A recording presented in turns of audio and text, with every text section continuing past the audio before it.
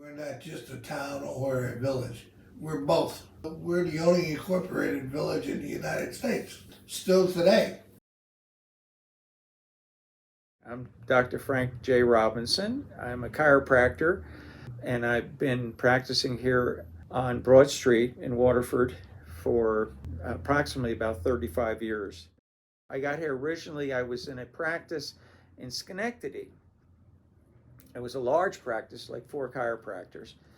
And when I left there, I wanted something a little smaller, a little more, I guess, friendly environment. You know, people, I get to know people in here, a small town feel. And when I noticed Waterford did not have a chiropractor at that time, so I figured this is a good opportunity to sort of break into that arena here. And it was next to a parking lot, which was perfect.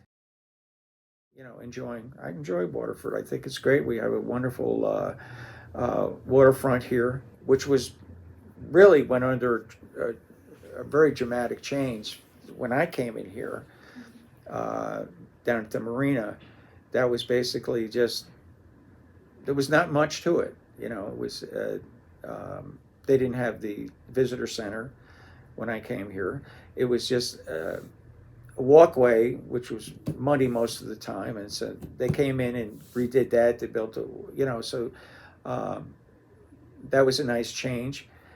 This parking lot was, when I first came in here, was basically just gravel and mud, you know, and then they came in and paved that over and made a lot of improvements in that regard. When we started here that many years ago, there was a lot of different businesses than there are now. Just a couple doors down, we had a taxidermist. Across the street, and now is a beauty parlor. Across the street, we had another beauty parlor originally, and now it is an office supply company. Right across the street from me, we had a restaurant, just recently closed, but it had been a string of different restaurants. And most of the buildings here, except for Don and Paul's, has been here for many years. Prior to that, it was a stationery store. We had a pharmacy over here for years, Maris. Yeah, right on the corner. And they were, but then they moved to Co's. Right next, there was Pollock's. We had Cuomo's shoe store on the corner there. So there was a lot of places for people to go from the community. So they didn't have to go to Clifton Park to do things. They could do it right here, or they can walk to it, you know. I think it just went along with the population too. Like, for instance, across the street, there was a restaurant here. You probably remember, Darren. The pizza. Yeah, and it was a family-owned business, and a lot of people from the neighborhood went there, you know. And so that was well established over the years. I know Don and Paul's same thing. He has been in business for many years and has a lot of people, local people visit him. Though we do have some new ones coming, new interesting restaurants that have just opened in here, and I'm really hoping they do very well, because I think it's a real asset to Broad Street. You know, it's been a lot of changes over these 35 years. Businesses come, businesses go. Some last for a long time. Some last for, my goodness, we had a business across the street. I was probably there 2 months. Years ago, when I started, it was a very strong business association. So there was regular meetings and such. So there was this cohesive sense amongst the business owners. You know, we'd promote things like, you know, we had a really big Christmas festival at one point in time. It kind of dwindled over time, but there was a point where it was pretty strong. You know, there was a lot of people involved with it, but not so much now. You know, and I think that helps. You know, the boat population that comes in, you know, again, it would be nice if we had like a diner type business, that people can come to, and also like a small produce store, where they can shop and rather than going across there, things like that. That'd be helpful. So there is a little bit of a desert. To travel, Hanover's close, but to go to Clifton Park, it's a bit of a drive.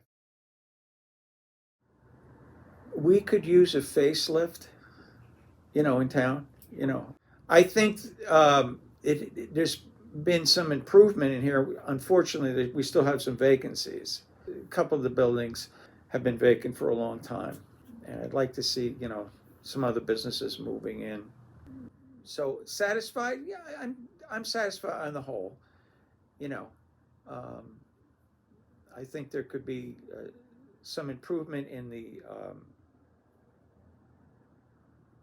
just the tidiness of the street. There's certain things that I think it would be nice if people would just clean up their sidewalks. I mean, as basic as that, that kind of thing. But for the most part, yeah, I'm satisfied.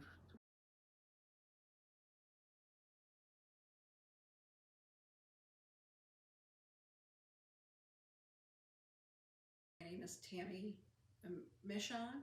My maiden name is Michon. And my family owned a store called Michon's Newsroom. It was kind of an all-around kind of store, and they sold a lot of newspapers.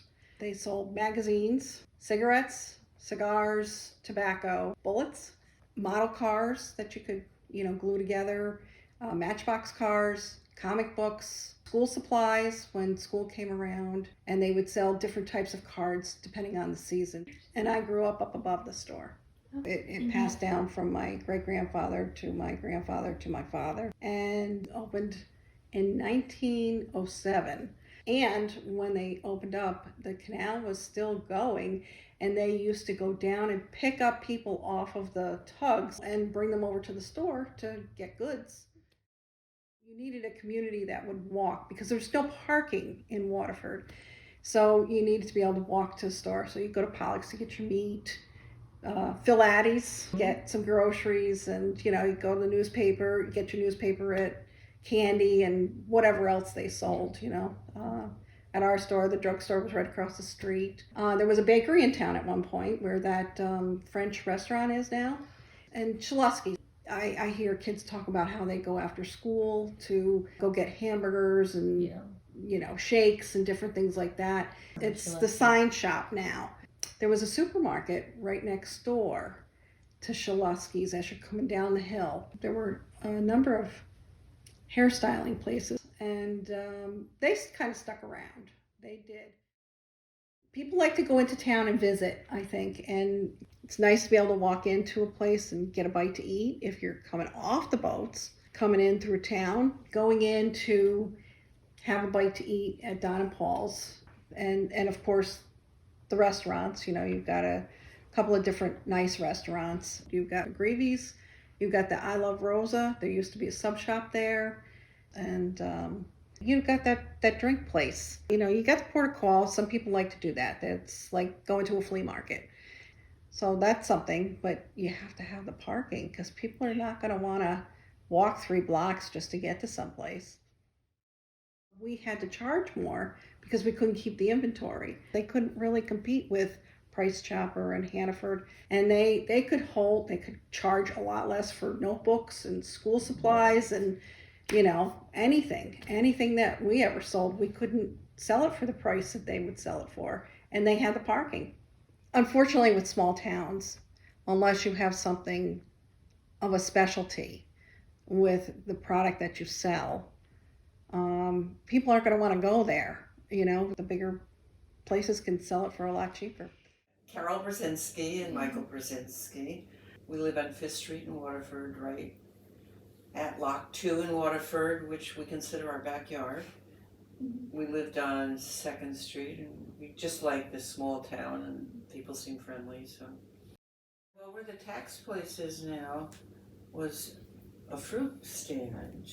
And the Right pizza, next door to the the hardware pizza store. parlor used to be a meat market, Yes, it so was. you really just didn't have to went- leave You Waterford went and for got your anything. vegetables, and there was the flower shop, and that's not there anymore either. So they did pretty much have everything. There were doctors and dentists, and so I think it has lost some of its small town appeal. We had a little ice cream parlor right here on the end of 5th and Broad Street. The small family stores kind of faded out. There's a few individual owned places, but they're different. I think the type of business has changed a lot. It's slowly changed over time, and I don't think it was a speedy thing. They had a few fires that took out some businesses.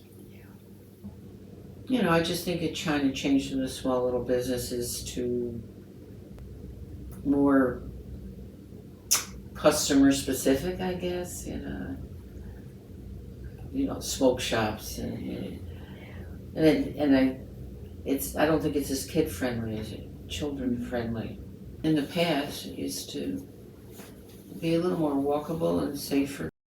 I think the other had more of the feel you want in a small town. One criticism, I find that a lot of the Waterford organizations tend to not work together and share. They kind of are insulated in their own group. And you always got to bicker between the village and the town, and the village and the town. We pay 2 sets of taxes. We pay village tax and then we pay town tax. And that hurts a little bit. I don't feel they have enough in the village that attracts the people in the village anymore. I want to be able to offer the young people coming out of high schools right around here a place to come and be able to work and make a living and pay for a living in Waterford. And lower our taxes. the first thing they think of when you come here is cheap labor. We gotta change that. Otherwise, we are not going to have a Waterford. When I started seeing some of these places closing down, and yeah, it was sad. It was sad. Yeah. It was a really nice place to live, and unfortunately it's changed so much, and it's just not that way anymore.